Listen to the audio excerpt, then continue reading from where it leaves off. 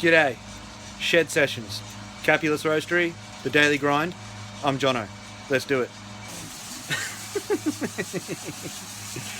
Alright, so today I'm going to take you on a more in-depth look at the Lamazocco GS3. I've got some really old coffee in the hopper, which is going to be perfect for this demonstration. So I'm going to show you how with just some pre-infusion we can get a really good coffee out of it. So yeah, let's do it. So here's old mate GS3. It's looking lovely and clean, kind of. No, actually it is. It's very clean. I love this thing. It's great. Here's my paddle on and off. Now, just to demonstrate, before we get too far ahead, pre-infusion is at mains pressure.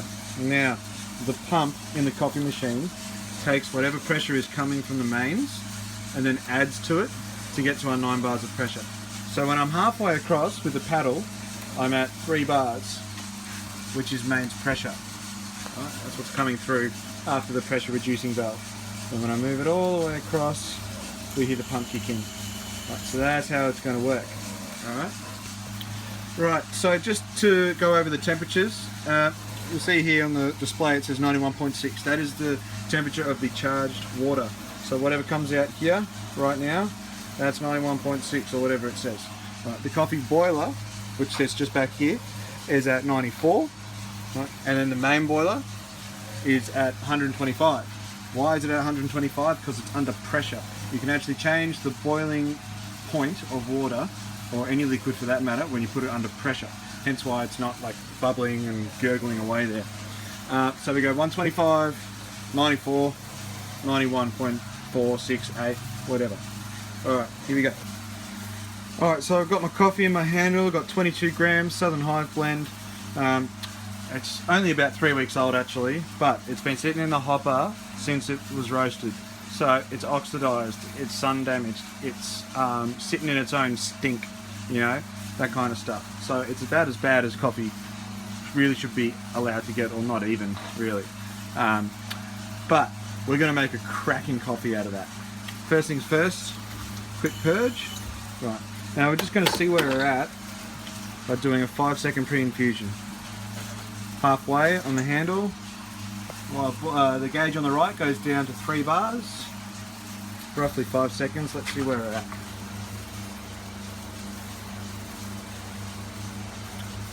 Alright, pretty tight on the pour. As a short shot, that would taste pretty good, but if you went for the full 30 mils or anywhere near that, you're probably going to lack a little bit of body, really. Although it's actually got a bit more shine to it than I thought it would, so that's nice. Alright, stop it there and let's do another one. Alright, so this time I've just overdosed slightly with an extra gram of coffee. I'm going to go over the same pre-infusion, and we're going to make an awesome coffee. So first of all, give it a purge every time, make sure it's nice and clean. Start that pre-infusion process. 4, 5, there we go. Over she goes. And that should come into some streams. Lovely. So, but I'm not looking for an epically big pour out of coffee that's this weathered. What I'm looking for is consistency. And I'm going to go with a 25-second shot anymore, and we'll start to kill the coffee. There we go. Look at that. Lovely.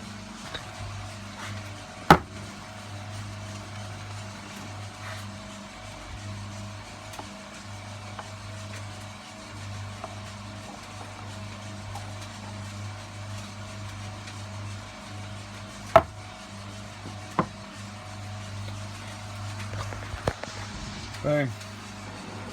Nothing wrong with old coffee as long as you have the right machinery and treat it correctly. So obviously fresh coffee is much more flavoursome than old coffee, but you know, if you're a cafe owner or at home and you've got some coffee shoved up the back of your cupboard or your storage or whatever, bring it out and use it. You know, try it, find out the grind, shorten your shots, so lessen your yield when you run the shot, and drink it. You know, it's still going to keep its caffeine content, and treat it with respect, and you'll still be able to make good coffee out of it. But always, always, always, fresh is best, right? My customers get their coffee 3 days after it's been roasted, so you get the most usable lifespan out of the coffee, right? And that's what we're aiming for. That's what I'm aiming for, and that's what I think everyone should be aiming for. So thank you for tuning in to the Shed Sessions. My name's Jono. Please check out capulusroastery.com.au and the Daily Grind community on Facebook. Cheers.